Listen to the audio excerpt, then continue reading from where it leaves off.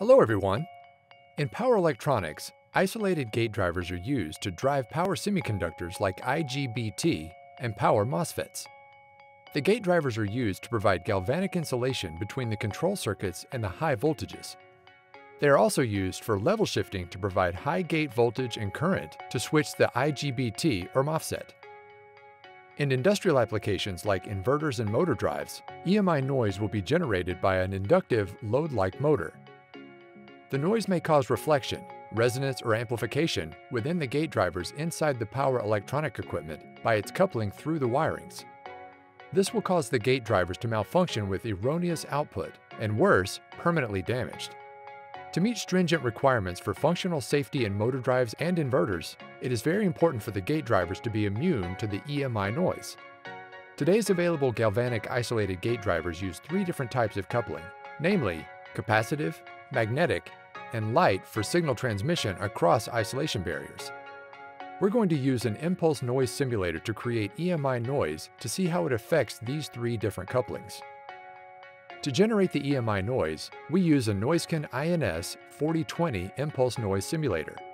We will vary the impulse noise from 500 volts to 2000 volts with 50 nanoseconds pulse width. A 10 kHz and 50 microsecond signal will be sent to the inputs of the gate drivers under test. An oscilloscope will be used to measure the integrity of the signal transmitted across the different galvanic couplings of capacitive, magnetic, and light. We will use missing pulse with more than 60 microsecond at the gate drive output to determine if the transmission has been corrupted. The first gate drive we're going to test is Onsemi's NCD 57001, which uses capacitive coupling. It is a 16 pins gate driver with a DSAT protection feature. The Onsemi gate driver is failing as there are missing output pulses when 600 volts periodic impulse noise is introduced on the surface of the gate driver's package. The second gate drive we're going to test is Analog Devices ADU-M 4136, which uses chip-scale transformers to provide isolated communication across the galvanic isolation. It also has integrated DSAT detection to protect against short-circuit IGBT operation. The ADI gate driver output latches when negative 1100 volts periodic impulse noise is introduced on the surface of the gate driver's package. When latched, the driver is drawing excessive current and is permanently damaged.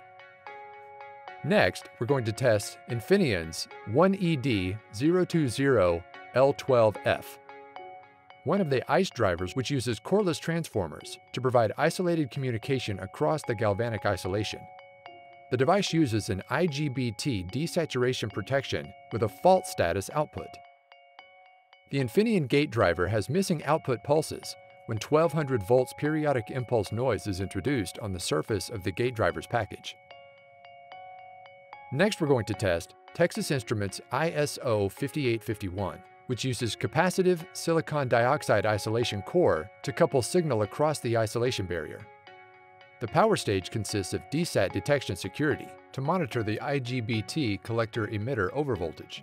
The TI gate driver has missing output pulses when negative 1200 volts periodic impulse noise is introduced on the surface of the gate driver's package.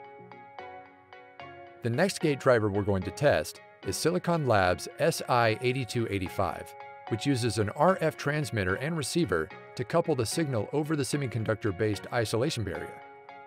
It has a DSAT pin to detect the desaturation and shuts down the driver in a controlled manner.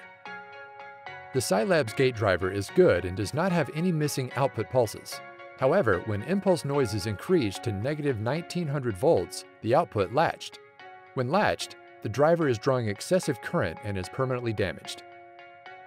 The last driver we're going to test is Broadcom's ACPL352J.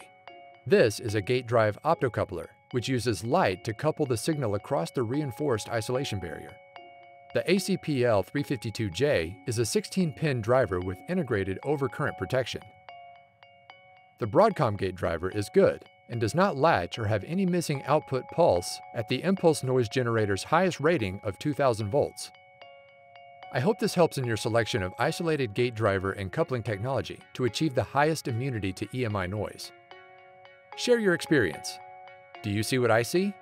Leave a comment here.